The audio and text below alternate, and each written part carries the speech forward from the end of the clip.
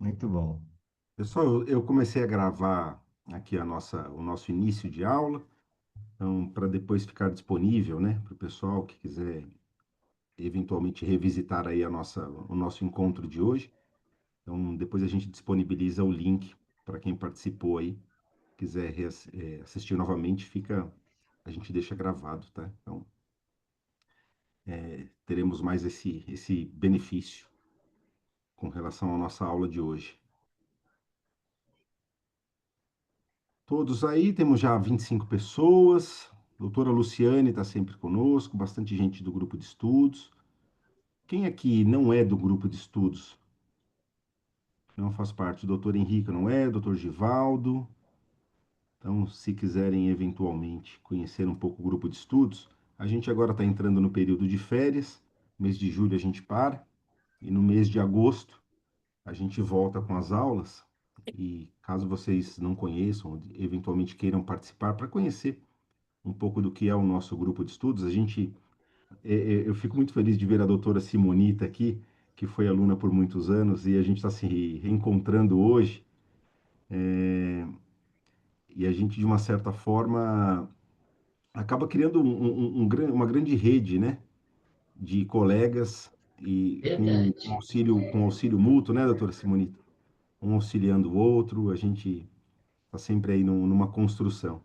Vejo também aqui a doutora Milene, lá de Mogi das Cruzes. Já tivemos a oportunidade, eu e o doutor Francisco, de estarmos lá na subseção. Doutora Milene, seja bem-vinda. Doutor Tiago, Pois não, doutor Givaldo?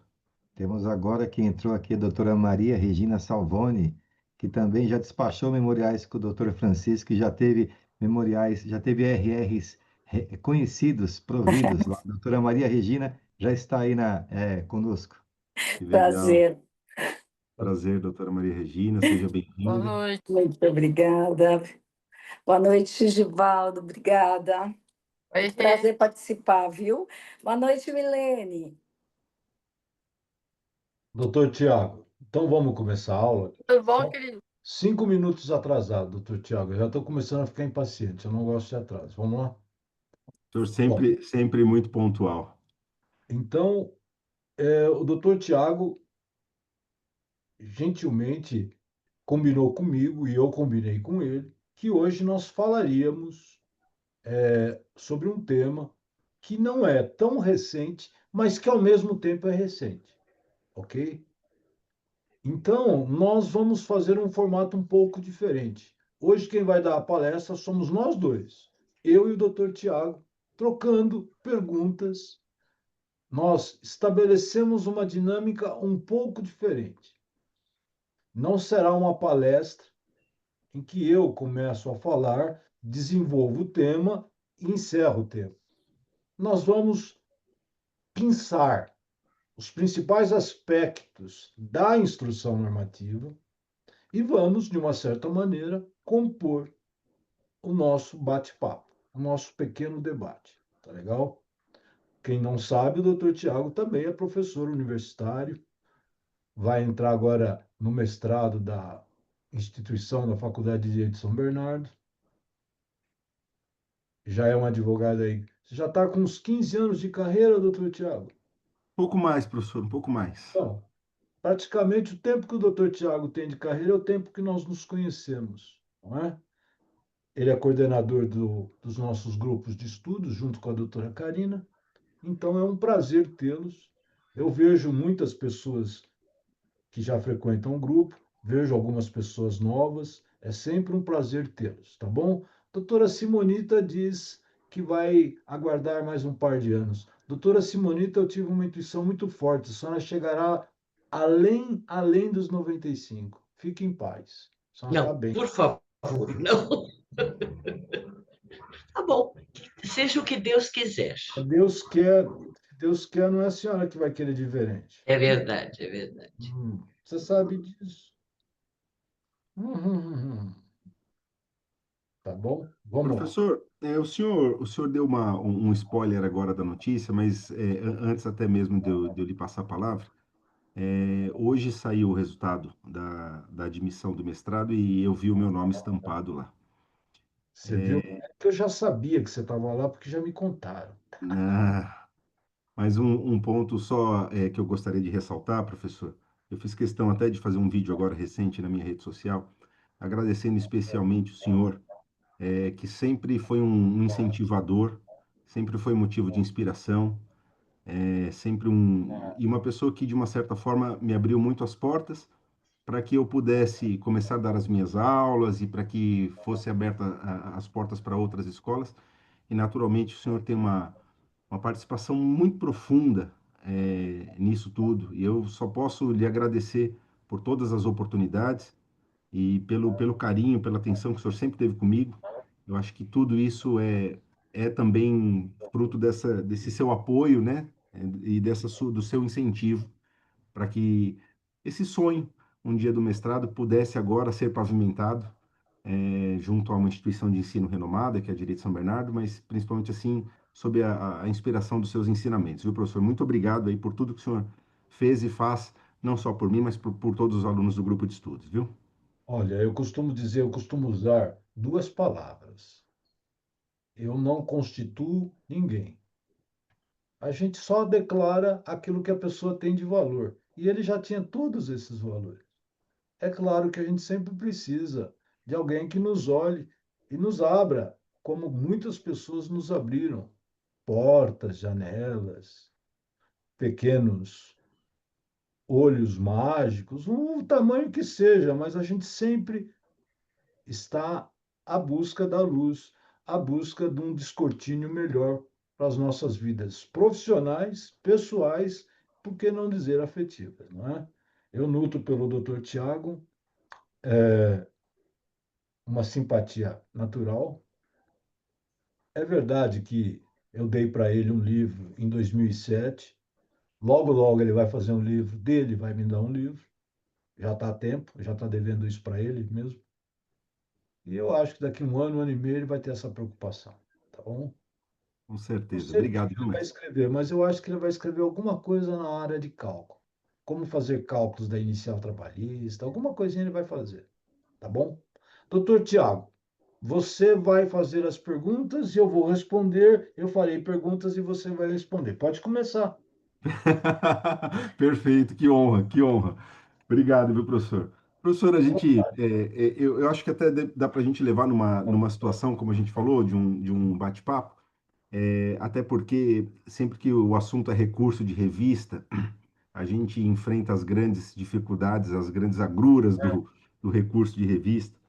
E de fevereiro para cá nós tivemos aí uma modificação numa resolução, na resolução 224 do TST, que impôs aí a nós agora uma atenção maior com relação ao agravo interno, né?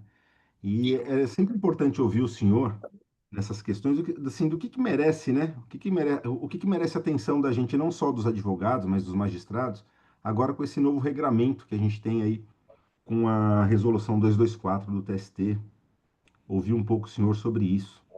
Tá, então vamos lá.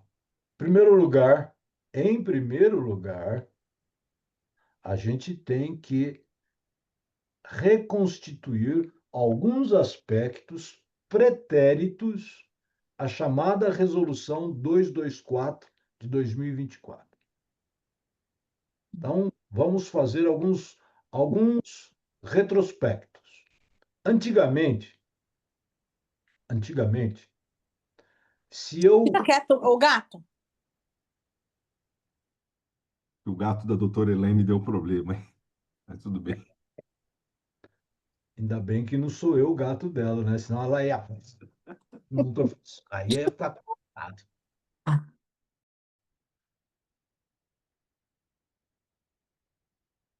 Professor, o senhor está sem áudio, desculpa. A ideia é exatamente a seguinte: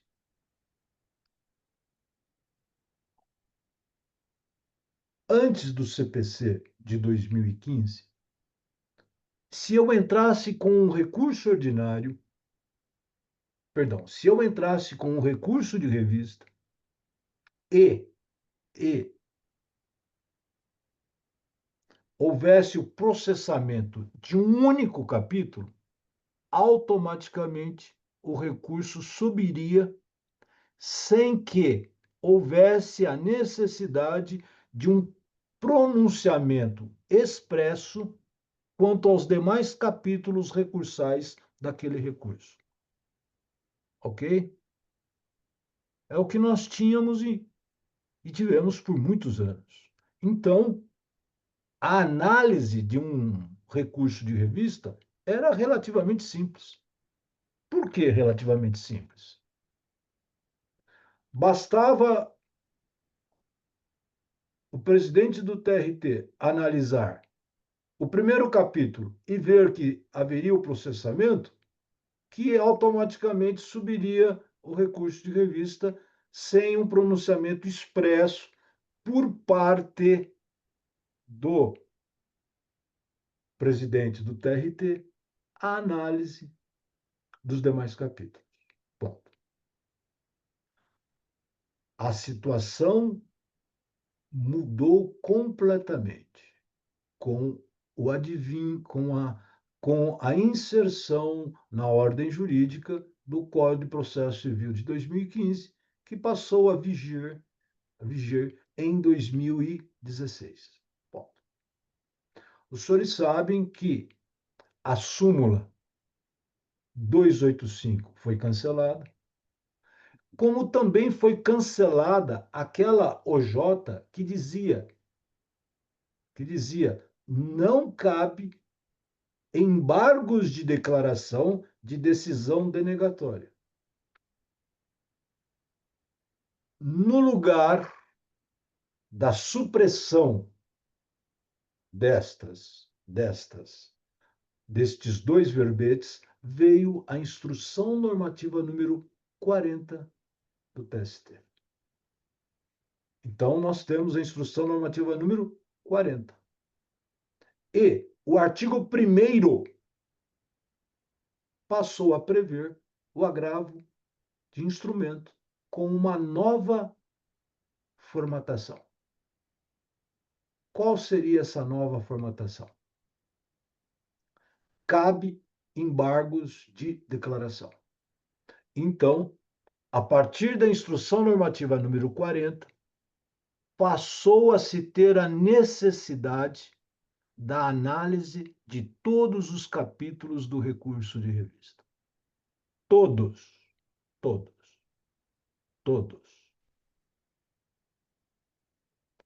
Vamos supor que um dos capítulos não seja apreciado.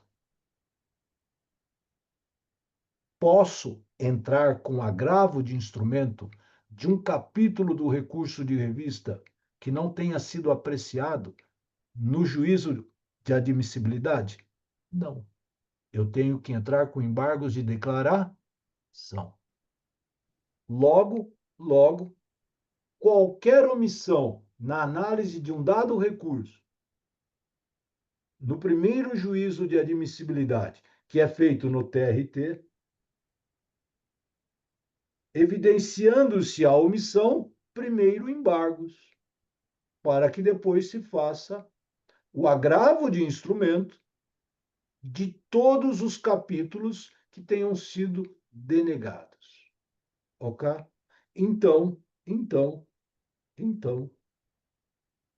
a partir da Instrução Normativa número 40, nós podemos ter um recurso de revista lá no TST, junto com o agravo de instrumento. Por quê? Porque a decisão dada no regional pode conhecer em parte o recurso de revista. O que significa dizer conhecer em parte? Visualizar um dos capítulos, ou mais de um dos capítulos. Ok? Vocês podem me perguntar assim: o que é um capítulo? O CPC adota literalmente esta palavra em vários dispositivos. Na inicial, na apelação, na ação rescisória, como nos recursos para os tribunais superiores, como o recurso especial, como o recurso extraordinário. Mutatis mutandis também na ótica do processo do trabalho. Ok? A gênese histórica da Instrução Normativa número 40 É o artigo 1034 do CPC, de 2015. Ponto. Nesta ótica, o que que nós temos na Instrução Normativa número 40? Uma nova roupagem do agravo de instrumento. Ponto. Até agora, estou falando do tema de hoje? Não. Pois bem, ao lado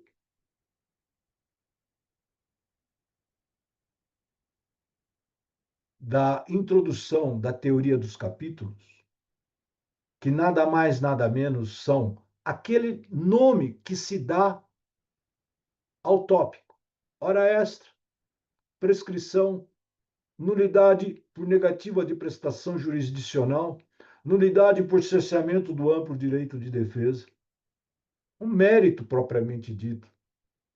Então, quando a gente pensa numa estrutura capitular dentro de um recurso de revista, nós podemos acoplar como ideia incipiente os incisos do artigo 337 do CPC, que trata dos chamados pressupostos processuais de existência, pressupostos processuais de validade positivo, pressupostos processuais de validade negativo e as condições da ação.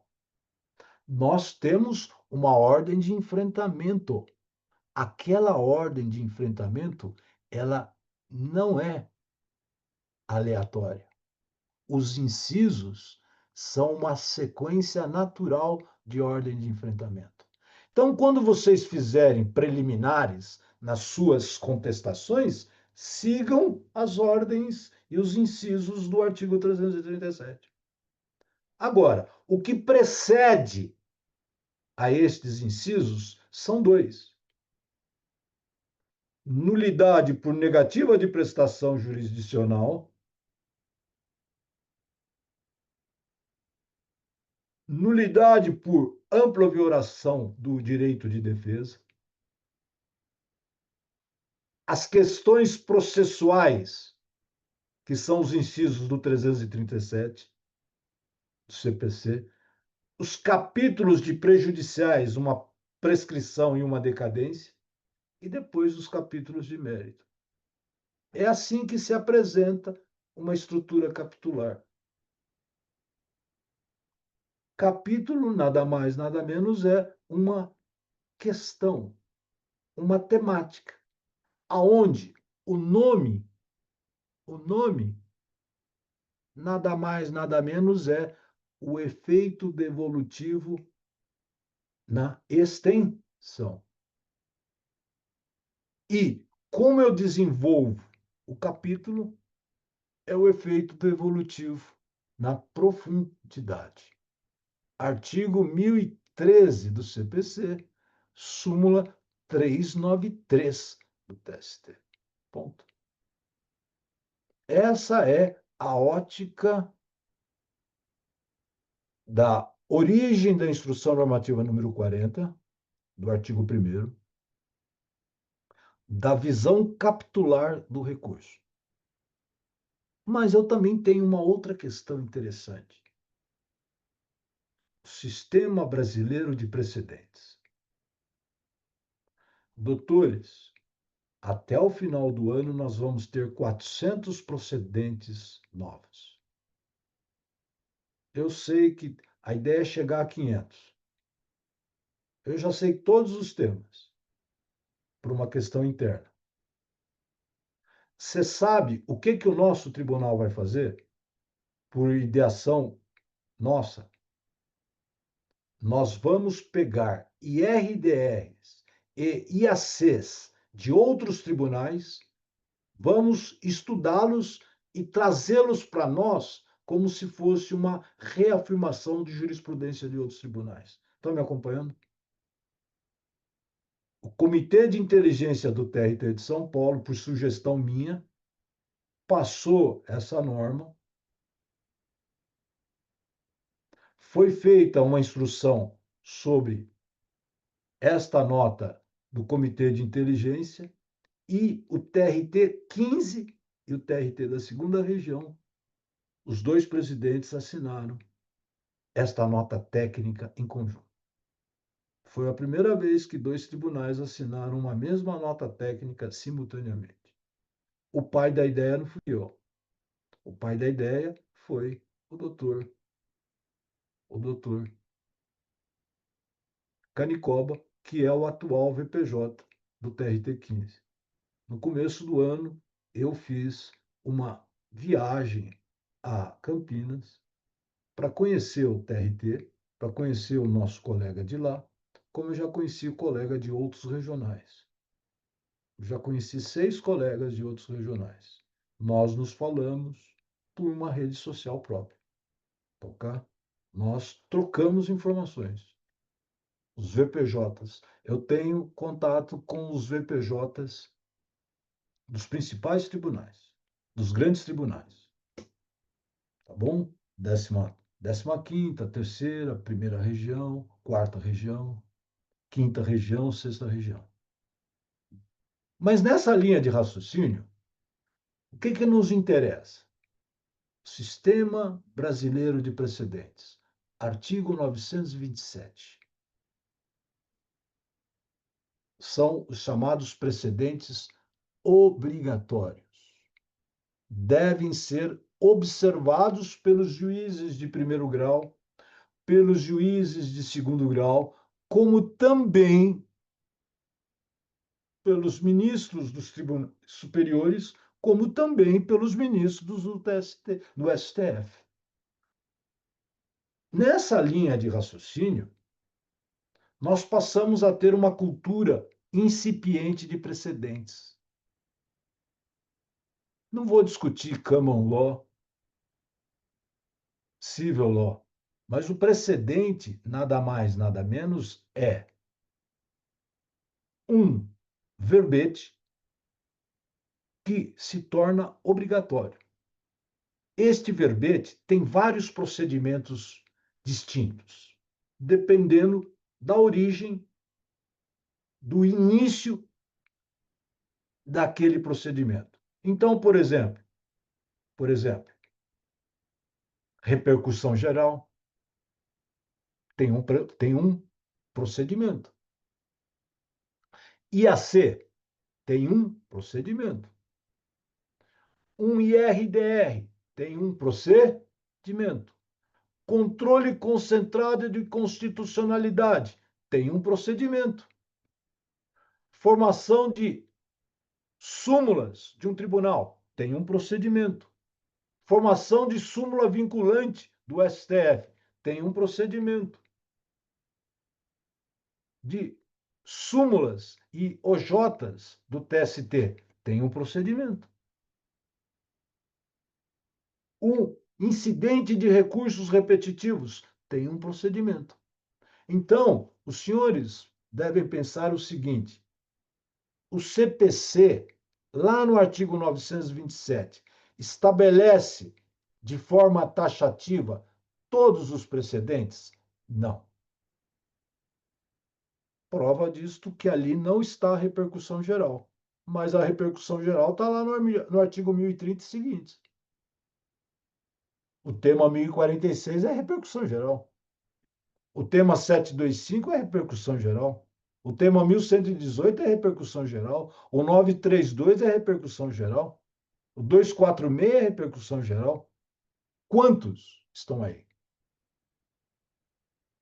Mas nós também temos as ações diretas de inconstitucionalidade, as ações declaratórias de constitucionalidade. Temos o IRDR, que é um incidente de resolução de demandas repetitivas. Temos o incidente de assunção de competência. Então, veja, é importante se conhecer e se memorizar todos os precedentes? Não, mas é importante que se tenha a ideia de que aquele precedente é obrigatório. E como é que eu vou acoplar o artigo 927, que não é taxativo, do CPC ao processo do trabalho. Artigo 15 da Instrução Normativa número 39 do TST. Este artigo traz o CPC ao processo do trabalho e diz quais são os precedentes obrigatórios no processo do trabalho. Ponto. Ponto. Olha o terceiro caminho. Olha o terceiro caminho. Olha o terceiro caminho. Por isso que, às vezes, um parágrafo de um texto, para eu entender aquele parágrafo, eu preciso conhecer o sistema. Então, não adianta decorar nada na vida. O importante é compreender o começo, o meio e fim, para onde vai. Por isso que é importante sempre estar estudando aquilo que se aprendeu, revisitando aquilo que se aprendeu, porque o tempo, a distância, tem o condão de fazer com que as nossas memórias percam o brilho das variáveis que compõem uma definição, um conceito, um instituto, um princípio. Daí eu chego na palavra precedente. Precedente é o conjunto de fatos, princípios, institutos,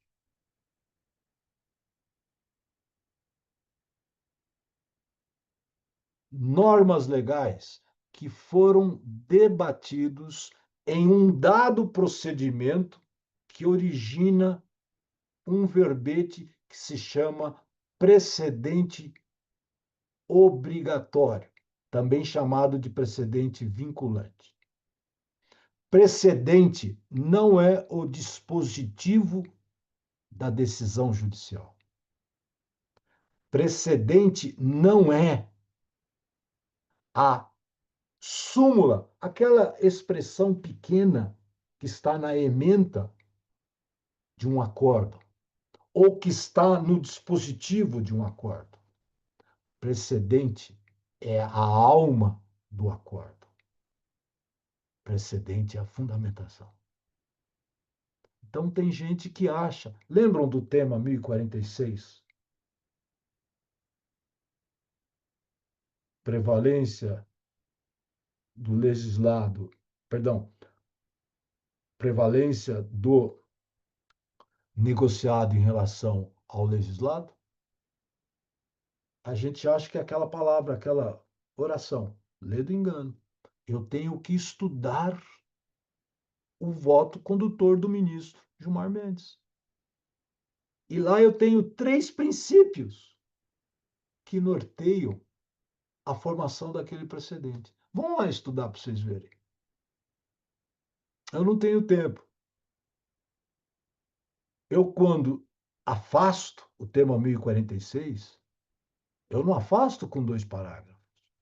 Eu afasto atingindo os princípios que estão ali como razões determinantes da origem do precedente. Por isso que é bom estudar o acórdão do tema 1046. Por isso que é interessante estudar o acórdão do tema 725, da ADC 48. Uma série de outros precedentes. Ponto. Compreender o que é precedente? Então, veio a Resolução 224. E ela trouxe, em 2014, o parágrafo 1º-A. Estão me acompanhando? Dentro da Instrução Normativa número 40. Então, o artigo 1º trata do agravo de instrumento. O parágrafo 1º-A trata do agravo interno. Agravo interno me lembra artigo 1021 do Código de Processo Civil, que é aplicável ao processo do trabalho. Artigo 15 do CPC. Artigo 769 da CLT. Ponto. Ponto. Aí, agora eu tenho elementos seguros para trilhar o caminho da primeira resposta. Tem. Para que serve, então, o artigo 1º-A? Prestem atenção. Prestem atenção. Quando o acórdão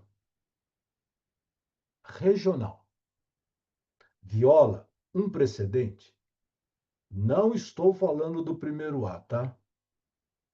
Quando um acórdão regional viola um precedente e você faz um recurso de revista demonstrando que aquele acordo viola o precedente X, o VPJ, o vice-presidente judicial no TRT de São Paulo, pode determinar a turma que faça a revisão daquela decisão. Artigo 1030, inciso 2º do CPC.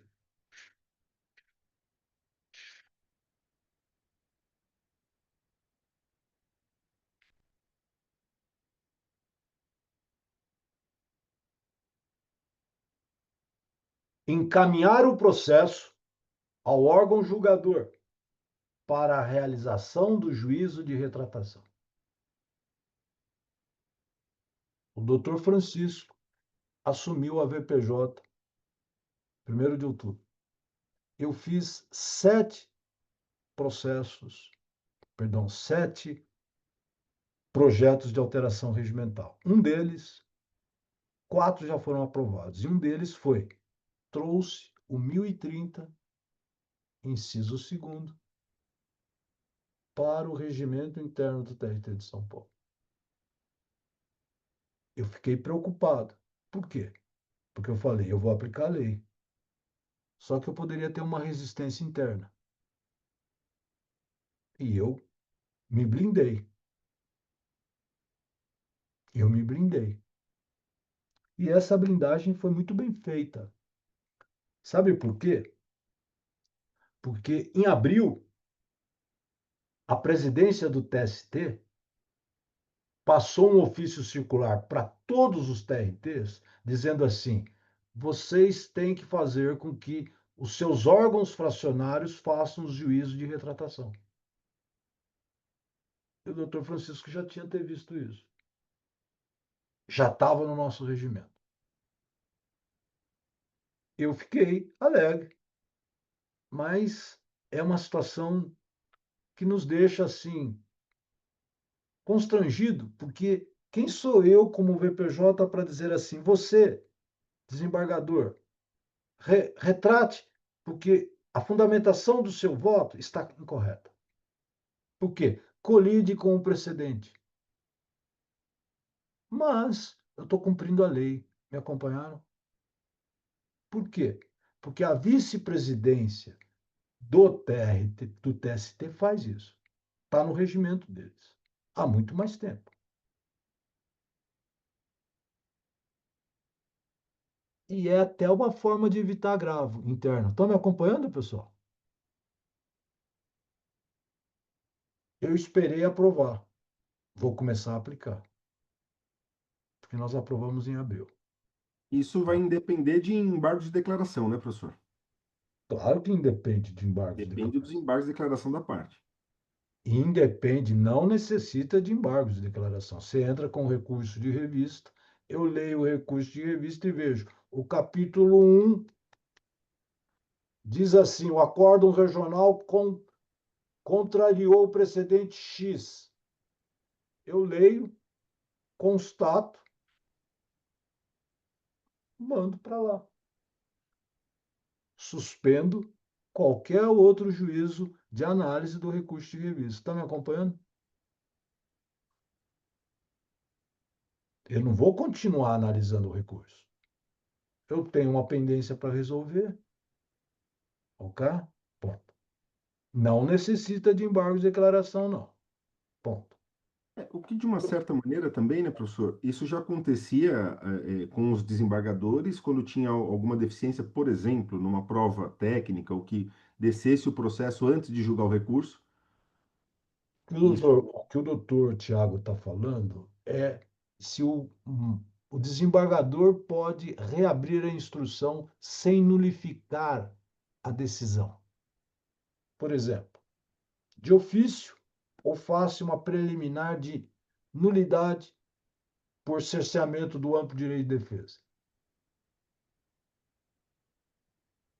De uma certa maneira, nós estamos fazendo um parênteses completamente fora do contexto da aula, mas é uma pergunta pertinente.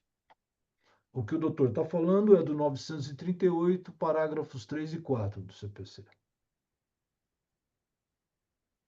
O desembargador, relator, o segundo votante, o terceiro votante, se ele entender que a instrução processual está inadequada para que ele possa julgar um ou mais capítulos, ele pode determinar a conversão do julgamento em diligência sem nulificar a decisão objeto do recurso, para que se faça aquela prova, mesmo que não tenha uma preliminar de nulidade por violação do amplo direito de defesa. Bom, fechei o parênteses. Volto para o desdobramento do artigo 1º-A da Instrução Normativa número 40. Então, olha a importância de se identificar o artigo 1º-A. E aí surge a primeira questão. Aí já dentro do tema.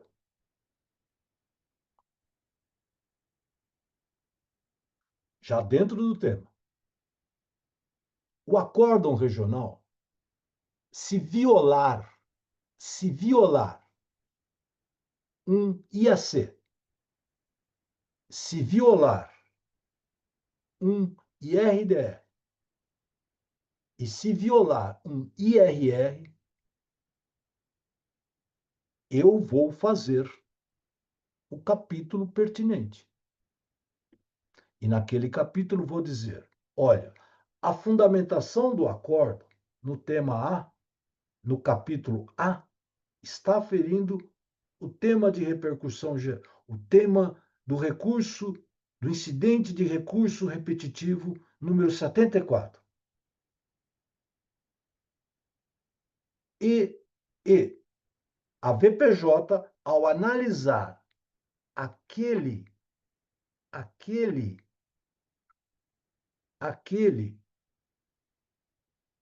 capítulo, ele nega seguimento ao recurso.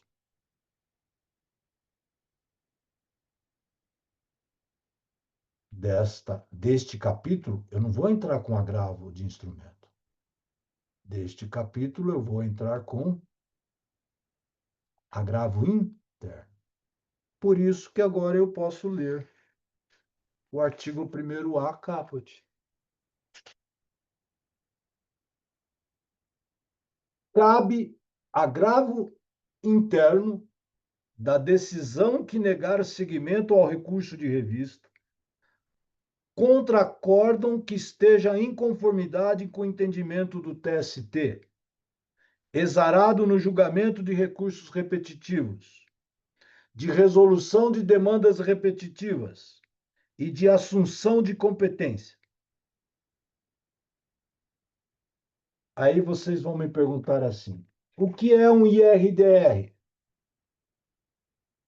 Artigo 976 e seguintes do CPC. O IAC, artigo 947 do CPC. O IRR, artigo 896-C da CLT, combinado com a Instrução Normativa número 38 de 2015 do TST. Vocês podem ver que o nosso IRR não é uma inovação nossa, porque já havia no CPC de 73, com as mini-reformas ao longo dos anos 90. Porque o atual CPC trata do incidente de recursos repetitivos no STJ.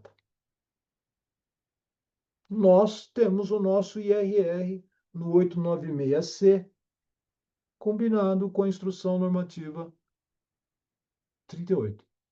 Ponto. Olha a importância de se localizar três precedentes. Então, agravo tem a ver com súmula vinculante? Não.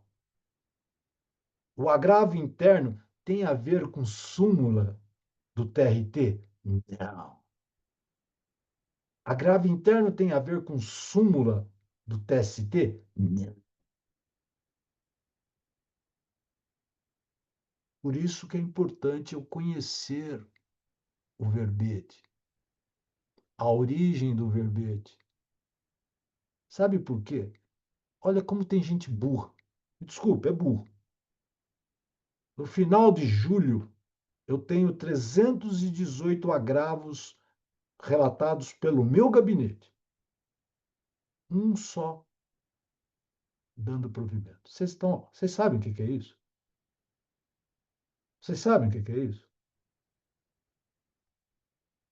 Não é nem 1%. É hilárico. Eu tenho mais 100 para entrar em pauta. Por quê?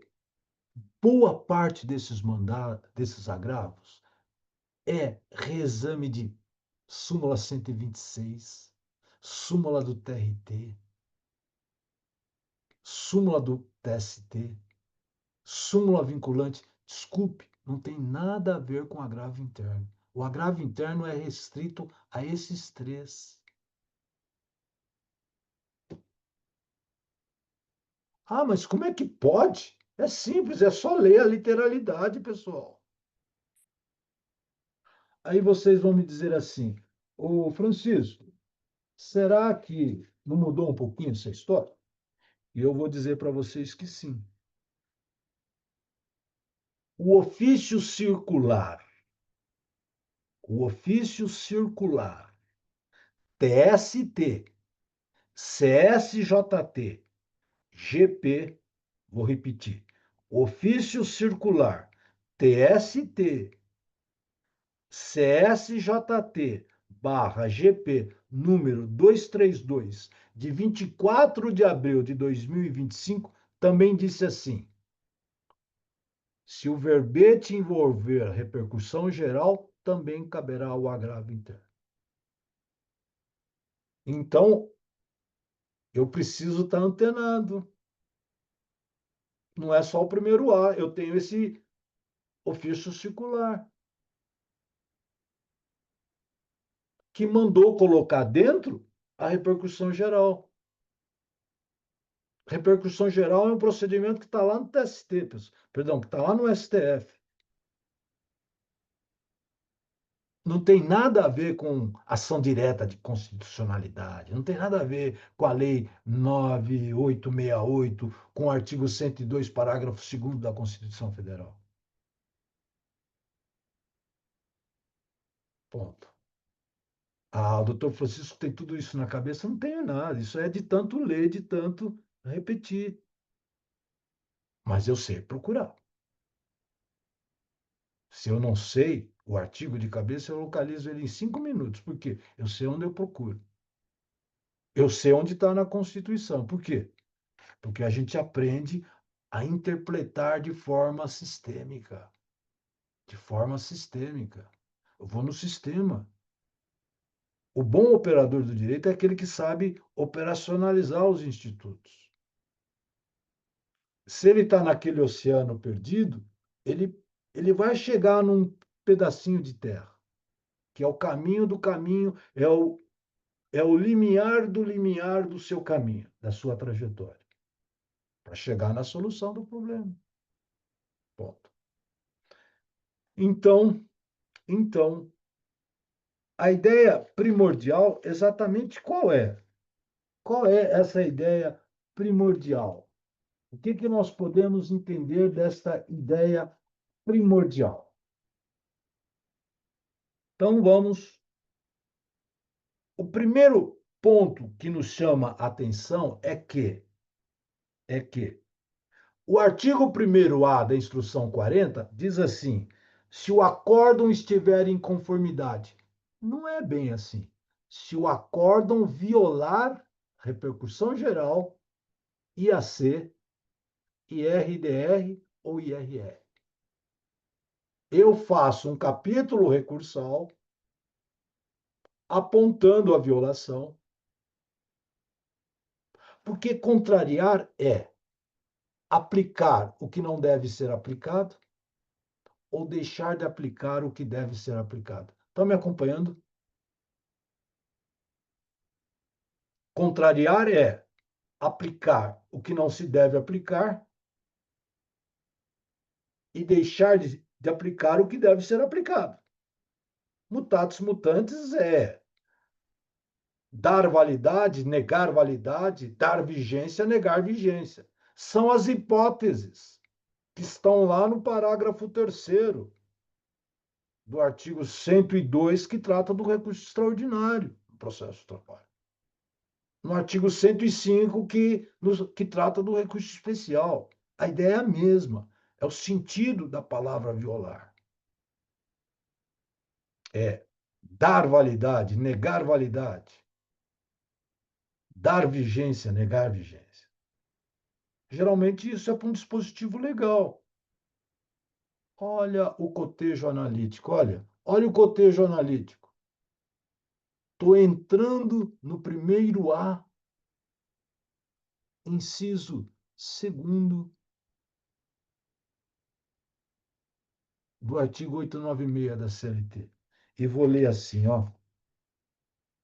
Vou pegar minha CLT. Só para vocês entenderem a beleza das palavras e a técnica das palavras.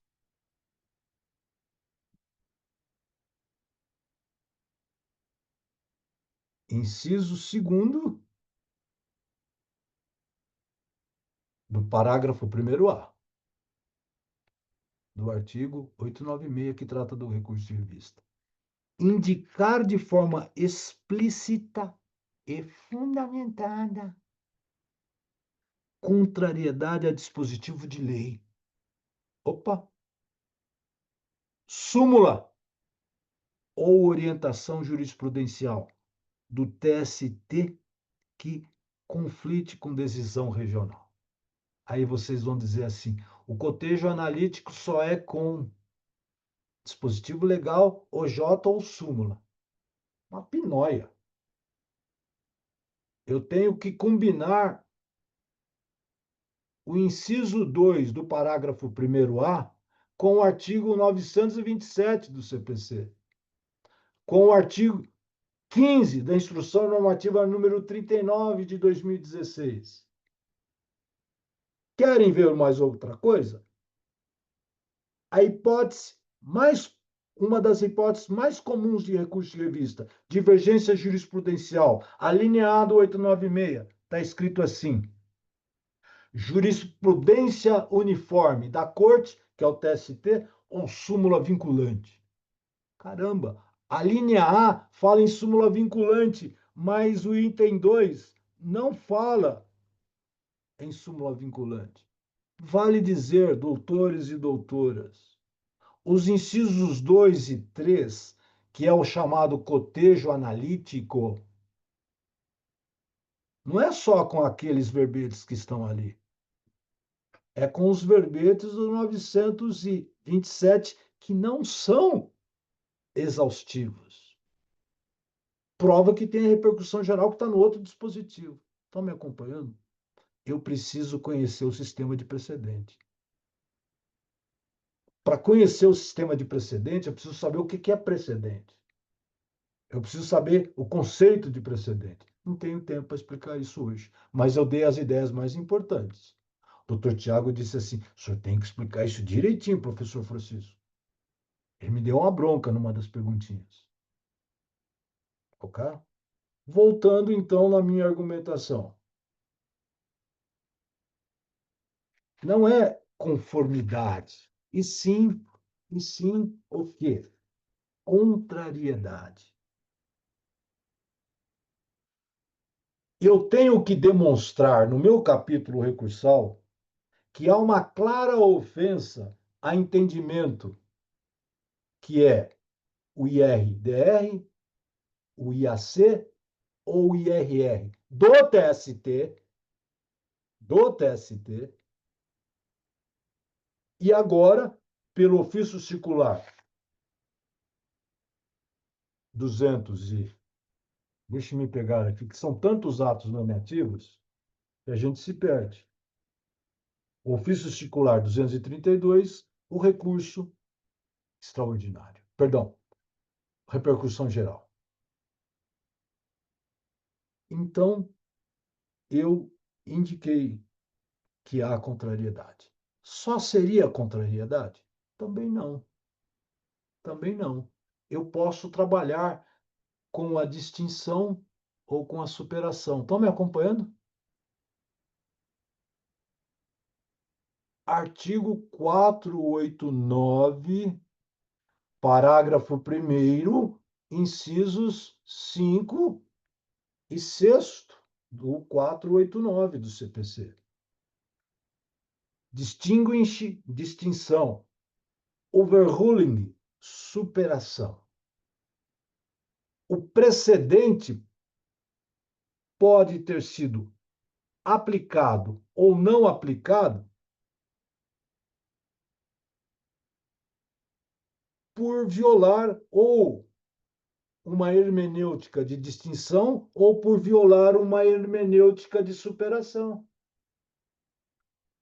Então, eu posso, além de indicar a ofensa a estes precedentes, eu posso também indicar que embora eu tenha aplicado um precedente a um determinado fato que há no processo, eu tenho outras situações fáticas dentro daquele capítulo que dizem assim: não há uma identidade fática do que está no precedente com o que está nos autos.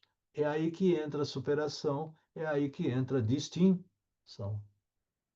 Então, eu poderia dizer assim, de uma forma simples, como eu disse no meu artigo que saiu no Conjur, no começo de março. Outra hipótese ocorre quando no acordo, embora aplicada a tese precedente qualificada ao caso concreto, não tenha havido a distinção ou avaliada a superação, debatidas no recurso ordinário, que eu debato no meu capítulo, no meu recurso de revista, e o doutor Francisco ainda assim, nega seguimento. Vou entrar com agravo interno. Bom, ficou claro?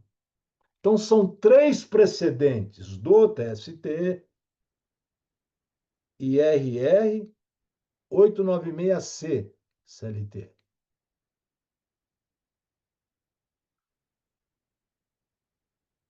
IRDR, artigo 987 seguintes do CPC. E IAC, artigo 947 do CPC. Ponto. Então, eu tenho vários capítulos. Eu tenho capítulos que discutem um desses 4, e eu tenho capítulos que não discutem nenhum desses 4. Para aqueles capítulos denegados, que não discute nenhum desses 4, agravo de instrumento. De algum capítulo que discuta um desses 4 precedentes e negado o seguimento, agravo interno. E aqueles capítulos que foi dado seguimento, tranquilo. O recurso de revista, no momento certo, vai subir. Estão me acompanhando? Aí vocês me perguntam, eu tenho que entrar simultaneamente com os dois? Sim. Não tem nada de suspensão, tá, pessoal? É uma exceção ao princípio da unirrecorribilidade. Eu posso ter, simultaneamente, no prazo de 8 dias, a contar da ciência da decisão denegatória, entrar com agravo interno e entrar com agravo de instrumento. Capítulos, obviamente, serão diferentes. Ponto. A VPJ adota a seguinte sistemática. Já manda fazer o contraditório. Estão me acompanhando? Eu abro prazo para você contrarrazoar o agravo interno. Eu abro prazo para você contrarrazoar o agravo de instrumento. E se tiver uma pequena parcela do RR que vai embora, eu mando você já contrarrazoar. Aí eu suspendo, o processo volta para mim, VPJ, eu faço o acórdão do agravo, perdão, eu faço o voto do agravo interno, e quem decide este agravo no TRT de São Paulo é a SUR, Seção de Uniformização de Jurisprudência. Um detalhe importante para vocês. Quando ainda não tínhamos tomado posse, eu e o doutor Antero, VPA, ele é o VPA, eu sou o VPJ. Nós estávamos em Brasília e o ministro Luiz Felipe estava assustado com a jurisprudência dissonante entre as turmas e entre as SDIs. Está me acompanhando? E ele chamou a gente para conversar lá no gabinete dele. A gente nem tinha tomado posse. O som está baixo, pessoal? Não, aqui estamos ouvindo normalmente. Doutora, verifica o seu som aí, doutora Salvoni. Aqui para nós está normal. Então, pessoal, melhorou? Eu botei no som máximo aqui no meu computador. Porque aqui no meu computador eu tenho uma barrinha de som assim, ó, aqui embaixo do meu monitor. Então, veja. O, o ministro falou assim: o que vocês vão fazer para resolver isso? Porque era o TST que estava resolvendo a nossa jurisprudência. Aí o doutor Antero, muito inteligente, disse assim: nós vamos criar 3 SURs. Uma para uniformizar as turmas, outra para uniformizar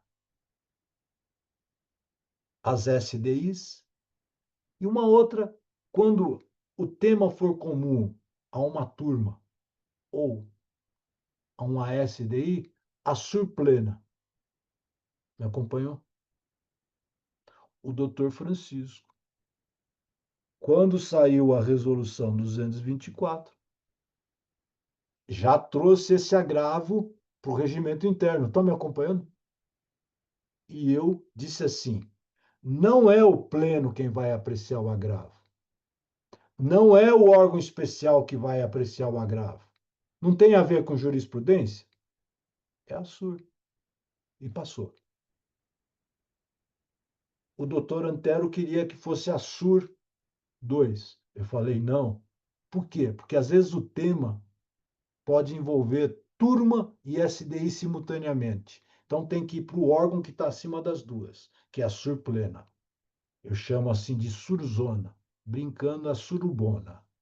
Né? Aí vocês vão falar assim: ai, doutor Francisco, uma palavra tão feia. Doutora Simone, oh, não pode falar essas palavras feias. Mas eu vou falar assim só para vocês guardarem. Um dia eles me perguntaram: A SUR, vocês não leem alteração regimental. Vocês precisam conhecer o regimento do TRT onde vocês trabalham, pessoal. Isso é obrigação de casa. Eu ainda tenho 3 projetos de lei, 3 projetos de reforma. Eu tenho um que mexe com a competência da sessão de dissídio coletivo. Eu estou tendo a maior briga com os meus colegas da SDC porque eles não encamparam a minha vontade política.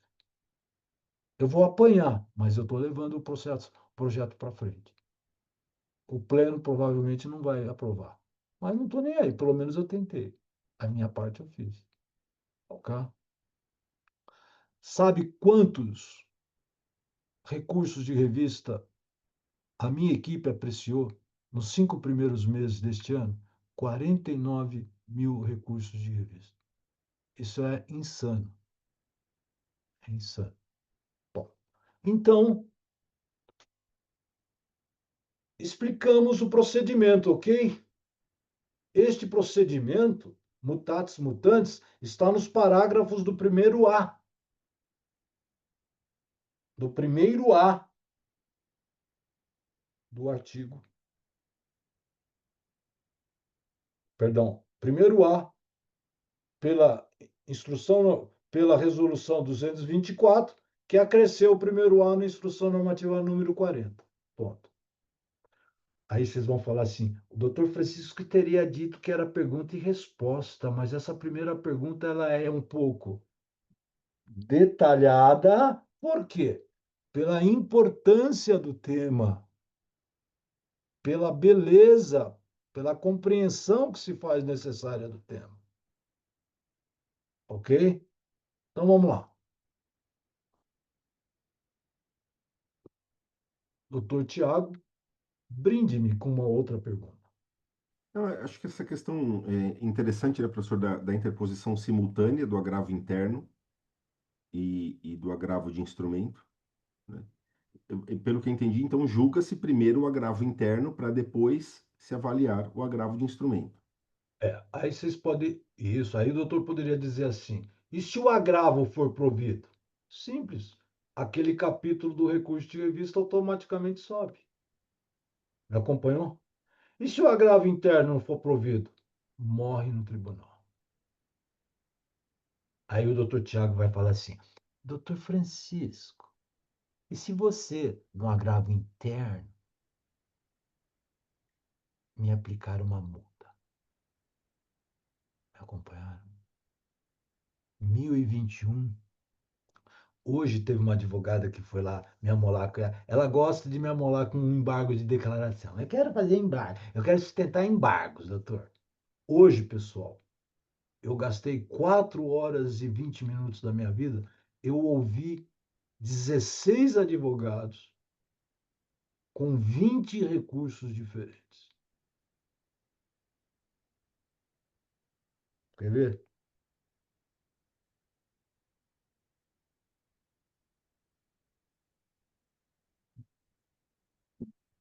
Está preocupando a gente um pouco essa multa aí, né? Ó, olha a pastinha. Olha só o que eu precisei ler hoje.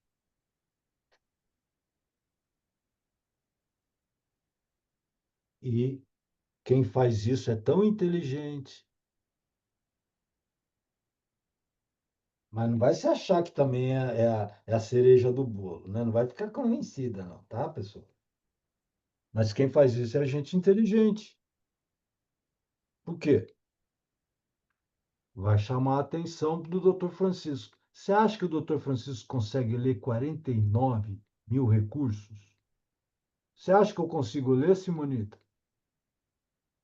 Claro que não, isso não existe. Eu tenho filtros na minha equipe. Eu leio 800 recursos por mês. 800 eu leio. Mas não dá. Sabe quantos redatores eu tenho? 60. A média mensal é 9, 10, 10.500. É insano. Sabe quantos por semana por redator? 60. Você sabe que é fazer 60 despachos de admissibilidade de vocês que fazem recurso como se fosse um recurso ordinário. E não é. Porque 80% dos recursos não são dados seguimento. Eu, quando assumi, o índice era 10%. Hoje já está em 20%. Estão me acompanhando? Eu aumentei 10% o pressuposto de admissibilidade. Sabe como é que o doutor Francisco fez isso? Arrefecendo um pouco os pressupostos intrínsecos. Arrefecendo. Principalmente quando se discute grandes temas.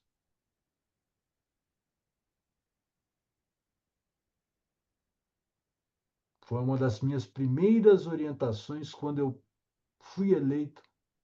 Eu fui eleito numa quinta-feira, na segunda-feira eu estava lá na Avenida Rio Branco conversando com o pessoal da Secretaria de Admissibilidade, que é a SAJAR. Foi a primeira coisa que eu fui trabalhar. Só para vocês terem uma ideia, a primeira reunião que eu fiz com eles, eles me deram 11 solicitações.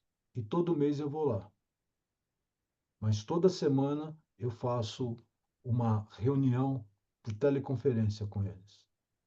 Semana passada eu fui lá na minha 13ª visita. Aí eu perguntei para o Leandro e para o Gustavo, vocês têm alguma coisa? Não. Vocês não sabem a alegria que eu tive como administrador. Vocês sabem quantos robozinhos nós temos agora na Secretaria de Processamento dos Recursos? Nós temos 5 robozinhos. 5 pequenos robozinhos. Robozinhos são ferramentas de procedimento. E um deles, você sabe quem fez? Foi meu funcionário, do meu gabinete. Que ele gostou, veio conversar comigo, eu conversei com ele e eu dei o start para ele botar a cabeça dele para criar. Só que para você criar, você precisa conhecer um pouco de prompt, precisa conhecer um pouco a linguagem e precisa conhecer o procedimento, é claro. Porque você tem que levar para o PJE. Vocês estão me acompanhando? Eu ainda preciso fazer ele rodar dentro do PJE. Nós mudamos o EREC, tudo com liçãozinha de casa. Porque eu tenho um outro funcionário dentro da Sajar que é muito bom. E esse é programador. Antes dele entrar na justiça, ele era programador. E ele caiu lá de paraquedas. O pessoal identificou e nós já subimos ele. Tá bom? Que pena que são apenas 2 anos. Mas a vida passa e o ano que vem eu estou me aposentando. Tá bom? Mas não vou advogar não, viu, pessoal? Vou cuidar da minha esposa. Mas vamos lá. Voltando à vaca fria. O doutor Francisco, lendo o recurso de revista de vocês, negou segmento, você agravou, e o agravo não está dentro das hipóteses de admissibilidade. Em primeiro lugar, não é nenhum dos 4. Em segundo lugar, se é, você não demonstra as razões do agravo. Em terceiro lugar, o agravo às vezes copia o capítulo do recurso de revista. Opa! Vou pegar aqui o CPC. Artigo 1021, parágrafo 4º.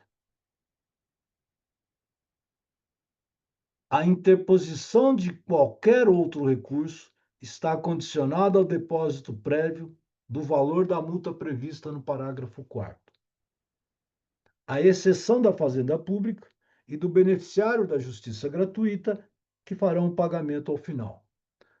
Os parágrafos 4º e 5º estão na OJ 389. 389 do TST. Então, veja, você está pelo reclamante, o juiz te aplicou uma multa e você não é beneficiário da justiça gratuita. Estão me acompanhando? O que eu faço? Interrogação. Estou pela reclamada. Negou o provimento e me aplicou uma multa. O que eu faço? Por quê? Porque o parágrafo 1º A diz: a decisão que nega seguimento ao agravo é irrecorrível. Morre no tribunal. Acabou no tribunal. O que eu faço? Interrogação. Agora eu vou ter que fazer um parênteses e sair da caixinha. Vou ter que ir ao artigo 894 da CLT. O artigo 894 trata dos embargos no TST. Embargos significa há divergência jurisprudencial entre as turmas. Há divergência jurisprudencial entre a turma e a SDI. Há divergência jurisprudencial da turma com o J da SDI. Há divergência jurisprudencial da turma com a súmula do TST. Há divergência jurisprudencial com os outros precedentes obrigatórios. Recurso de embargos. Bom, geralmente,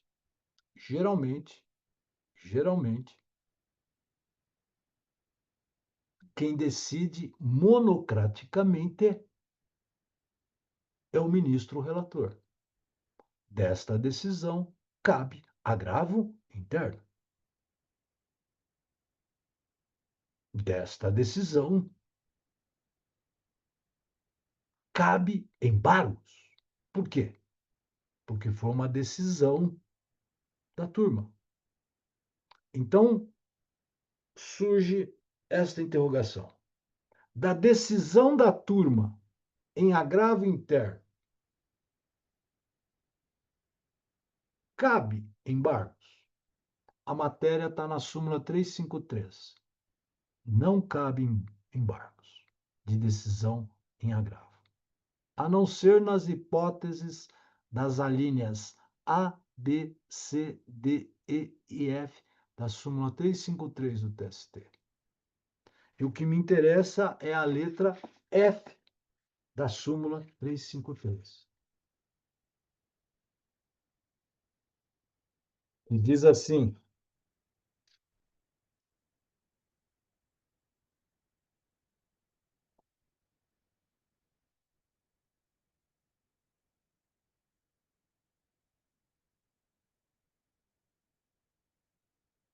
súmula 353.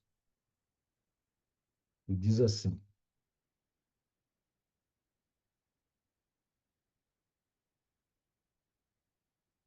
perdão, letra E.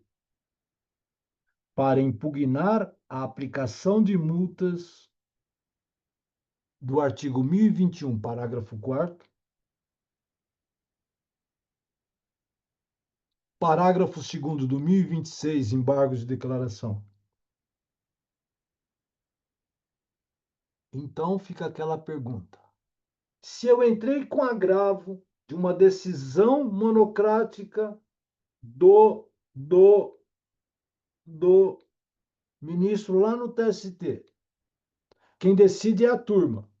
A turma rejeita o agravo e ainda me ferra com uma multa, combinando o parágrafo 4º com o parágrafo 5º do 1021. Súmula, perdão, artigo 265 do Regimento Interno do TST. O que eu faço? Eu só quero discutir a multa. Embargos. Só que você vai ver que esses embargos, essa previsão não está no artigo 894. Estão me acompanhando? Não está. Mas está na letra, na linha E da súmula. Se lá pode, por que aqui não pode? Aí eu entendo que seria uma exceção ao princípio da unirrecorribilidade. Esse é o meu entendimento. Vocês estão me acompanhando? Prestem atenção. Este é o entendimento do Francisco, não é do VPJ. Me acompanharam? Eu, como jurista, não é a mesma atuação minha como juiz. Tem advogado que confunde isso, viu? Eu posso ser contra a súmula tal e meter pau na súmula, num artigo doutrinário. Mas como juiz eu defendo diferente. Porque eu tenho o princípio da responsabilidade institucional, artigo 927 do CPC. Eu posso sofrer uma representação. Eu estou descumprindo o dever da hierarquia institucional. O advogado entender isso, acha que é um suprassumo do absurdo. Não é. Não é. Eu não vou entrar também nessa seara, tá? Mas tem. Mas a questão é interessante. Vamos voltar à vaca fria. Eu entenderia que caberia um recurso de revista só para discutir a multa. Assim, veja, eu já tenho 318 agravos e só um eu vou dar provimento. É claro que eu estou brincando, né? Alguns, mas não passa de 10%. Eu não diria nem 5%. Sabe o que eu vou fazer? Eu vou pegar um desses agravos, estão me acompanhando? E vou formar um processo interno de IRDR. Estão me acompanhando? Eu vou pegar um desses agravos e vou julgá-lo sobre o rito do IRDR. É a causa piloto de um IRDR. Qual o tema do IRDR? Aplicação do primeiro A dentro da jurisprudência do TRT de São Paulo. Entenderam? E, inclusive, eu vou colocar lá a letra E da súmula 353. Olha a cabecinha pensante.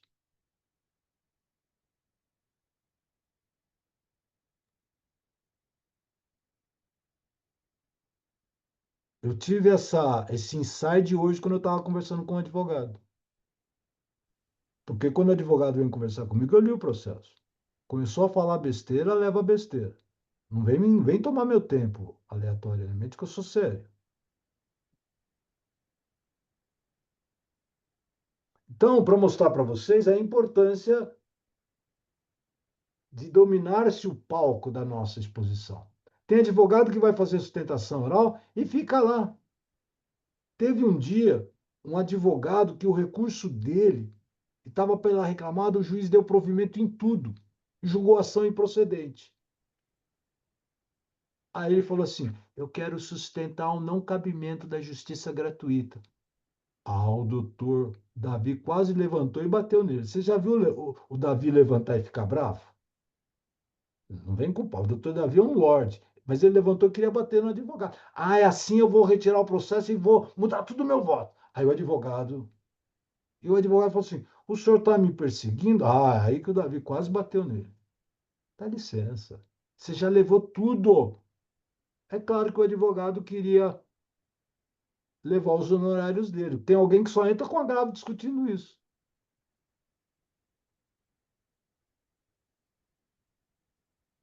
Então, estou mostrando para vocês que o agravo não é para qualquer coisa. Mas tem gente que acha que o agravo é um recursinho banal. 80% eu não conheci.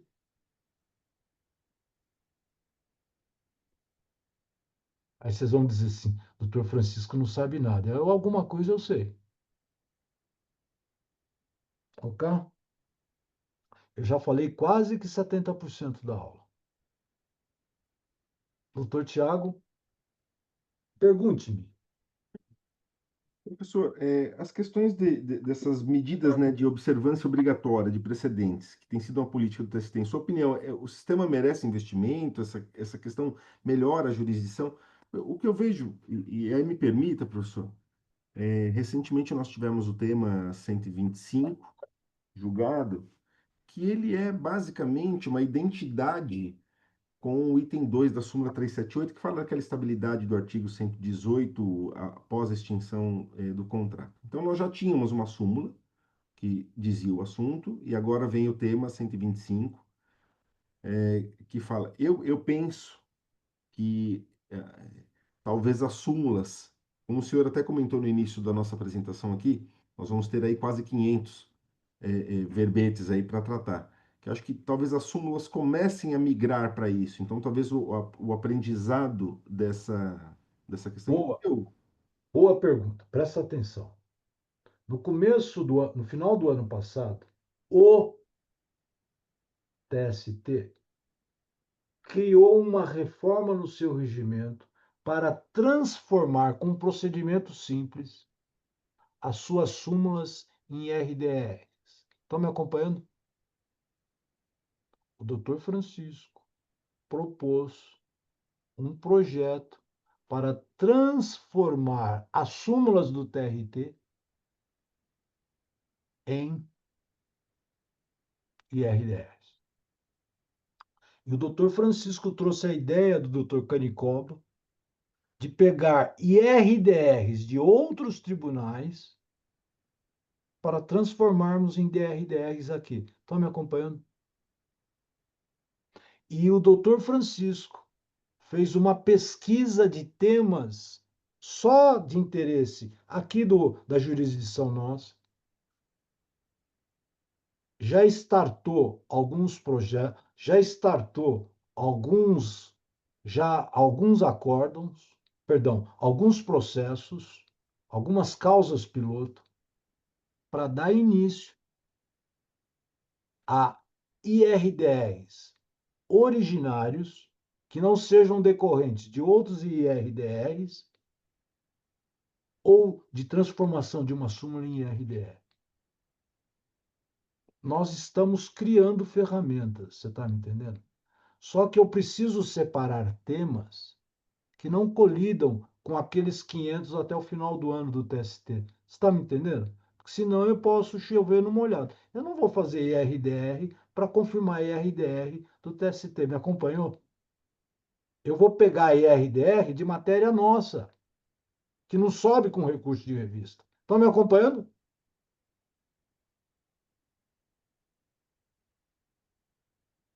Você sabe que quando a matéria está afeta a jurisdição de um tribunal, não cabe recurso de revista, OJ 147. Porque o intuito do recurso de revista não é uniformizar a jurisprudência aqui dentro, é uniformizar a jurisprudência entre os regionais. Boa pergunta, doutor Tiago. Outra pergunta, doutor Tiago. Nós tivemos aqui até a doutora Márcia Huber, né, que colocou aqui nos nossos comentários, né, na interposição do agravo de instrumento, poderia requerer a aplicação do princípio da fungibilidade de recurso? Eu penso Não, que não, porque até quem vai julgar, como o senhor falou, né, é o surjão, né? não há hipótese de erro grosseiro. Eu não vou aplicar fungibilidade de um agravo de instrumento que deveria ser um agravo interno ou de um agravo interno que deveria ser agravo de instrumento. Aliás, aquele ofício circular que eu falei para vocês proíbe. Eu comentei tudo isso no meu grupo de estudos quando saiu. No dia seguinte, eu estava comentando no meu grupo de estudos essa circular. Erro grosseiro é erro grosseiro. Não há dúvida objetiva. Eu só posso admitir, o correto não é nem mais falar em erro grosseiro. Eu só posso admitir a fungibilidade quando há dúvida objetiva. E não, é muito difícil. Agora a gente pode complicar. Quer que eu complique? Eu vou complicar. se num capítulo, no capítulo 1, eu coloco várias ordens de cotejos analíticos, presta atenção. Eu coloco várias ordens de cotejo analítico, criando a minha tese divergente. Eu digo que o acórdão contrariou um daqueles 4 precedentes, como eu digo também que o acórdão viola a lei. Estão me acompanhando? Veja, divergência jurisprudencial é alineado 896. Violação da lei federal e da Constituição Federal é a linha C.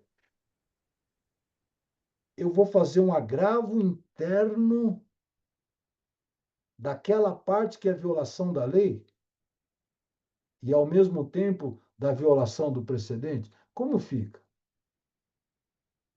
Neste caso, excepcionalmente, eu faria o agravo interno daquele capítulo na parte do precedente e, dentro do agravo de instrumento, eu faria o capítulo da violação da lei.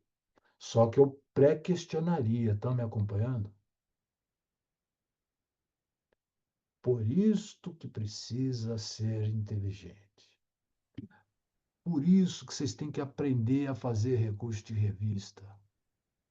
Tem gente que faz uma salada Record.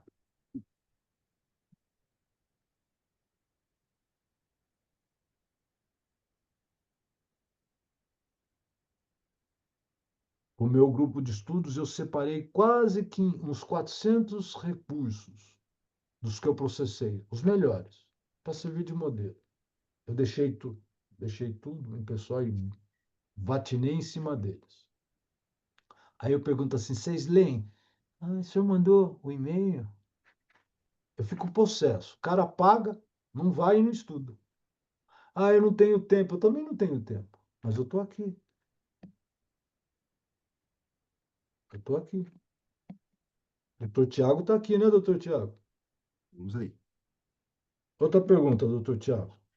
A questão da multa e do depósito recursal, né, que não se confunde, né, mestre? Que eu acho que isso é Esse importante. depósito recursal tem que ser feito exatamente no valor da multa. Não tem teto, não.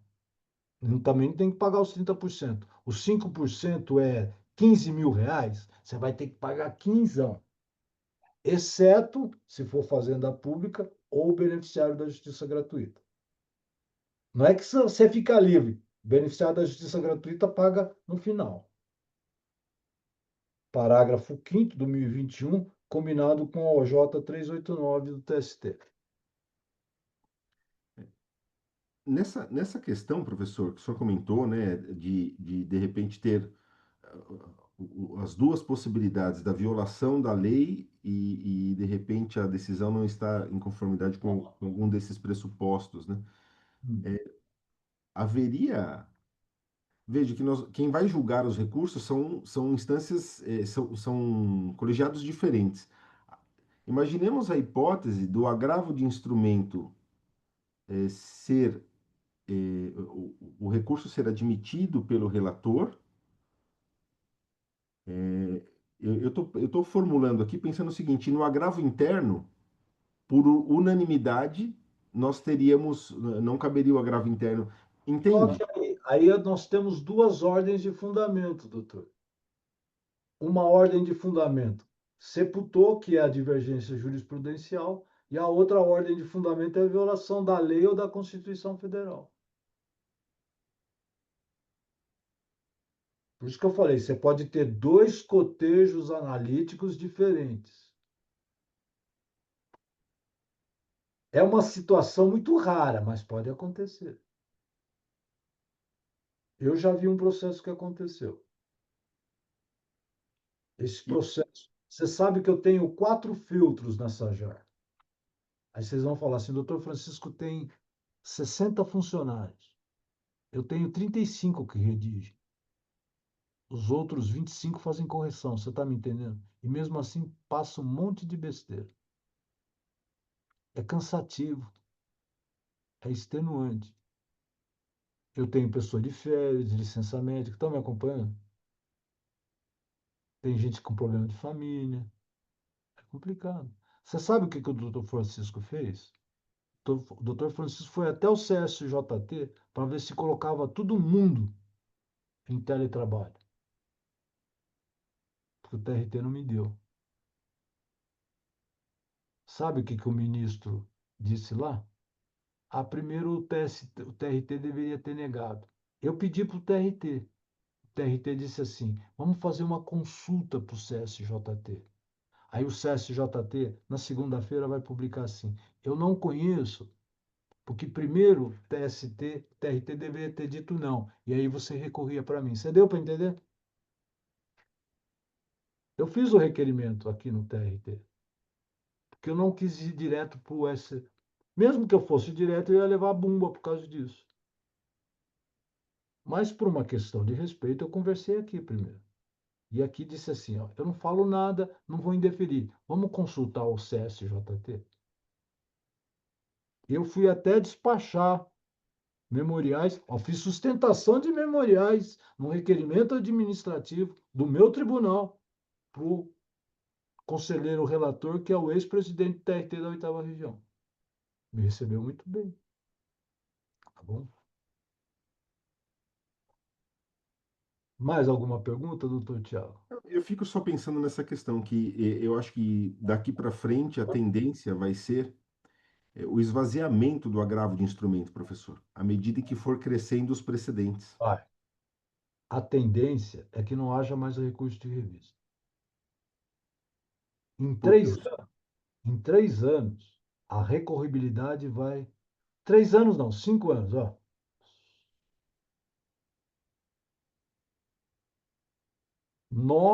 Essa gestão, ela vai lançar os primórdios da modernização do TRT de São Paulo. Já fez. O doutor Valdir, ele é fora da curva, no bom sentido. Sem falar que é um bom político. Ele fala para o público interno e fala para o público externo. Eu estou na minha área, eu continuo cuidando só de processo, graças a Deus. E de dissídio coletivo que eu adoro. Doutor Tiago, mais alguma pergunta? Já são quase 21h35, está na eu hora. não sei se alguém tem alguma dúvida, alguma questão. Se alguém tiver alguma questão, que a gente já vai encaminhando para o final, né, professor? Eu acho que a gente está encaminhando. Agradeço a atenção de todos.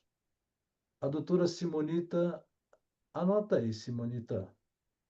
Anota aí, Tiago. A Simonita Blackstein.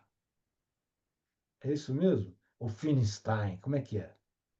Bota som aí na caixa. Você sabe colocar som na caixa aí, Simonita? Bota som na caixa aí que eu quero lhe ouvir. Blickstein. Eu Blickstein. sou judia, não sou alemã. O alemão seria Blickstein. Exatamente. Eu não entendo. O judeu Mas é o. de verdade, eu sou Feldman. O Blickstein é só pelo casamento. Eu sei, eu sei. Eu já conheço a sua história. Já conheço a sua história. Anota aí. Ela falou que ela não sai de casa para nada, né?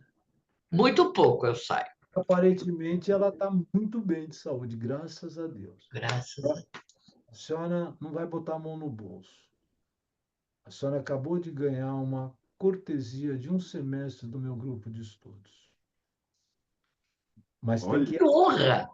presta atenção, tem que ir a todas as aulas, porque se faltar na próxima semana eu corto. Tá bom, perfeito. Falando Doutor sério, Tiago vai me informar quando começa o curso, claro. qual o horário, e eu estarei lá. E a já doutora te informo Simone, agora. Primeira semana de agosto, retomamos as nossas aulas, na primeira segunda-feira de agosto. E eu faço contato com a senhora nós vamos para. ter que ir 3 vezes por semana, viu, Simonita? Cuidado que isso aí vai ficar caro para você, viu? Segunda, terça e Nada quarta. de graça. Se faltar, vai se encontrar comigo. Vou lhe mandar algumas algumas pragas, vai perder prazo, vai, Que horror, não faz isso. eu vou lançar minhas pragas. Só que o Tiago agora já falou que começa numa segunda. É segundo, O senhor sabe que eu sou espírita e que nós temos um grupo que se reúne todas as segundas-feiras à noite. E agora? todas as segundas-feiras a senhora terá um direito a faltar, porque é uma falta justificada. Mas o mais importante, doutora Simonita, é que na atual versão do nosso grupo de estudos, nós gravamos todas as aulas e elas ficam disponíveis para os alunos, para quando quiserem assistir, porque eventualmente você tem uma cadência de temas e o aluno consegue assistir uma aula gravada para não perder a cadência do tema. Então, a senhora se comprometa a assistir a aula gravada, então, já que não estará presente ao vivo às segundas-feiras. Mas ela Obrigada, doutor Tiago. toda segunda-feira ela tem um justo motivo. Tratar com o plano maior, qualquer que seja o local do encontro com Deus, independentemente de qual que seja a religião. A gente tem que respeitar. Uma coisa que eu acho absurdo, alguém violentar outro alguém por uma diferença de credo, de sexo, opção sexual. Isso é um absurdo. Cor, né? É medonho alguém, Também acho. o primeiro magistrado na presidência da República, tomar algumas atitudes homofóbicas, misóginas. Não pode, pessoal. Não pode. Não pode. Estou de acordo. A gente não pode. Isso é uma coisa que, graças a Deus, muito do que eu faço de bem, não é porque eu sou perfeito, que eu temo a Deus. Porque a lei da ação e reação é uma lei da natureza. Ela vem a cavalo. Se não vem hoje, vem amanhã. Então, por que a gente é bom, faz o bem, ou quer o bem? Porque a gente quer que os outros também nos façam o bem. Porque todo mundo faz o bem e assim todo mundo vive. Só que a gente vive num mundo injusto e num país que é o pior país do mundo. De distribuição de renda, etc, etc, etc. Ok? É complicado. E o ano que vem volta tudo. Meu Deus do céu. Vai, Eu não aguentei 2022.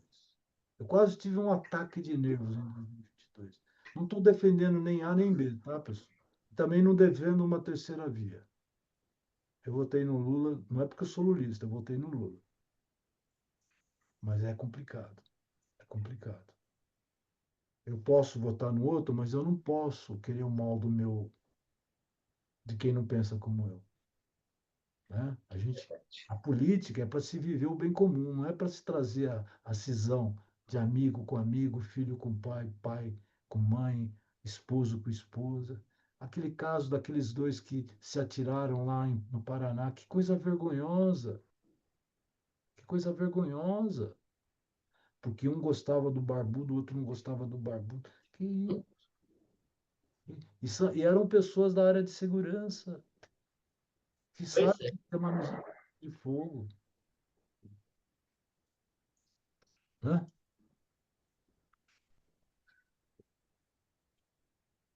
Você vê um presidente da maior potência do mundo, disse assim: eu não vou entrar em nenhuma guerra. Bombardeia lá o país.